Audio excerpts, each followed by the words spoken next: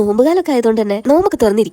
ശരിക്കും പറഞ്ഞാൽ വൈകുന്നേരം ആവുമ്പോൾ തന്നെ പുറത്തുള്ള വീടുകളിൽ നിന്നൊക്കെ നല്ല മണം കേട്ടോ. നല്ല ബിരിയാണിയും കായ് പൊരിച്ചതും അങ്ങനെ എന്തൊക്കെയോ സ്മെല്ല് ഇങ്ങനെ വരും. നമുക്കൊക്കെ ശരിക്കും കൊതിയാവട്ടോ. കാരണം നമ്മുടെ വീട്ടിലൊന്നും അങ്ങനെ എല്ലാ വിഭവങ്ങളും കൂടെ ഒന്നിച്ചൊന്നും ഉണ്ടാക്കുന്ന ഒരു പതിവില്ലല്ലോ. നമ്മൾ ചായക്ക് എന്തെങ്കിലും ഒരു കടി അങ്ങനെയൊക്കെ ഉണ്ടാക്കുള്ളൂ. അപ്പോൾ ഇന്ന് നമ്മൾ വിചാരിച്ചു ഒക്കെ ഒരു ബിരിയാണി ഉണ്ടാക്കാന്ന് വിചാരിച്ചിട്ട് ഞങ്ങൾ പുറത്ത് പോയിട്ട് കുറച്ച് സാധനങ്ങൾ വാങ്ങിക്കാൻ പോയതാണ് കേട്ടോ. അപ്പോൾ നമ്മളെപ്പോഴും 3 പോകാനാണ് വാങ്ങല്. നിങ്ങളൊക്കെ ഏതാ ബിരിയാണി വെക്കാനായി വാങ്ങാമെന്ന് കമന്റ് ചെയ്യണം കേട്ടോ. അതിനുശേഷം നമ്മളിങ്ങനെ ചിക്കനൊക്കെ വാങ്ങിച്ച് തിരിച്ച് സൈഡിലൂടെ വരുമ്പോഴാണ് ഓട്ടോ കോൺ വിൽക്കുന്നത് കണ്ടത്.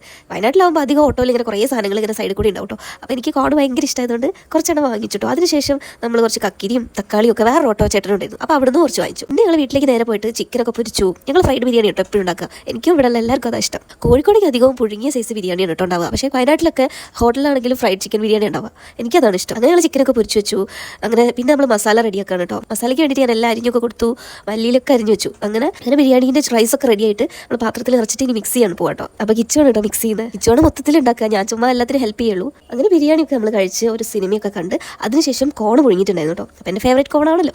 അപ്പോൾ ഞങ്ങൾ രാത്രി കഥയൊക്കെ പറഞ്ഞ് പുറത്ത് നിന്ന് ഇങ്ങനെ കോണൊക്കെ കഴിക്കാൻ കേട്ടോ. ഒരു വെറൈറ്റി കളറിൽ സ്കൈ കണ്ടപ്പോൾ നല്ല രസം ഉണ്ടായിരുന്നു കേട്ടോ കാണാൻ. അപ്പോൾ ഇന്നത്തെ ഡേ ഇങ്ങനെയൊക്കെ പോയി. നിങ്ങൾക്ക് വീഡിയോ ഇഷ്ടപ്പെട്ടെങ്കിൽ ലൈക്ക് ചെയ്യുക, കമന്റ് ചെയ്യുക, സബ്സ്ക്രൈബ് ചെയ്യുക. ബൈ.